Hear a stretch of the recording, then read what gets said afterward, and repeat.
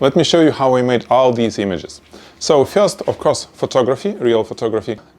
I did a super simple lighting setup that anyone can do. You don't need professional equipment. You don't need professional lighting. You need any camera will work.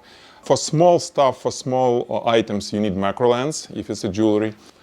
Lighting. The most important is lighting. And this is our light modifier. It's called cone. It's photography cone. I did it myself in 5 minutes using that plastic. It's a diffuser, about 1.5 f-stop diffuser that I just bend this way. Okay, white scotch tape, and here we go. This is first. Then, when you'll be shooting your items, let's say jewelry, to be processed in AI, think about what kind of background it will be on generated image. In my case, I want to have dark background. This is why I'm shooting my pendant on dark, it's a paper, but basically it's almost like a velvet. Okay, it's a dark, really dark background. And this is our pendant. Let's put it over here, pendant here, of course clean it, and place cone on top. Okay, easy, right? Then camera. Let's move camera down like this.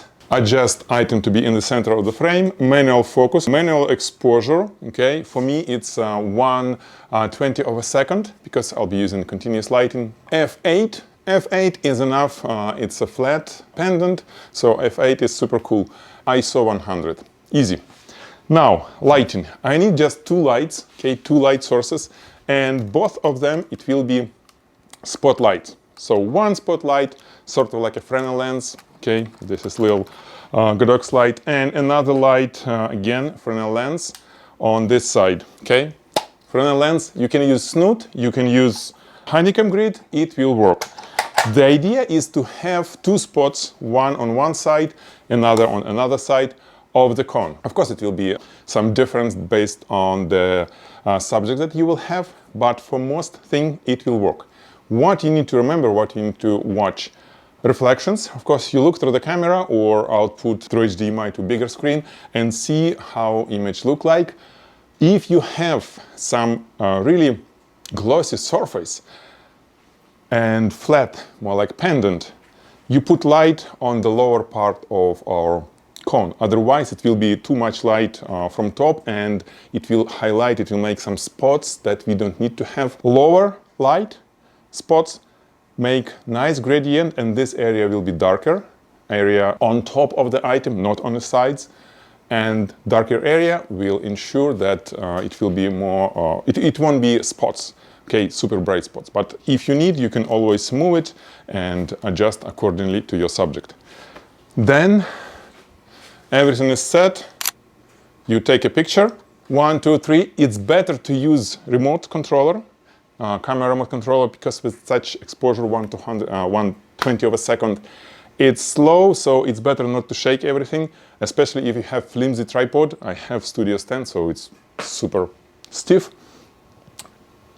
But for this purpose, it's okay if I click it like this. Now let's go to our digital darkroom and work with AI, NeuroViz AI. Next step is to import photo. I will use Photoshop, but you can use any editor because it's super basic operation. So this is our pendant. Opening it in camera raw. It may be a little bit darker, it might be a little bit brighter, you can always adjust. Okay, I have actually already adjusted. So it was like this, I have added a little bit of overall exposure, and not a big deal. And open it. If you need retouch it, this is time to clean spots or scratches. However, AI may help you here if you have subject like this. But the main thing is you need to just crop it. So I'm going to crop it. I want to make it more like square. This is the format that I want to have at the end of all this generation. Okay, I'm going to export it as PNG because PNG is very good for AI processing. It loves PNG. However, we don't need higher resolution, highest. I'm going to use 33%, okay? So it will be 1600 pixels by 1600. Oh, well, let's do 50%. We save it as PNG. Now you open NeuroViz application. Let's use Smart Photo Generator. It's super simple. You open the image that you just saved, okay? You position it on the frame. You can choose landscape, portrait, or square. For me, it will be square. Let's fill it somewhere like this. Done.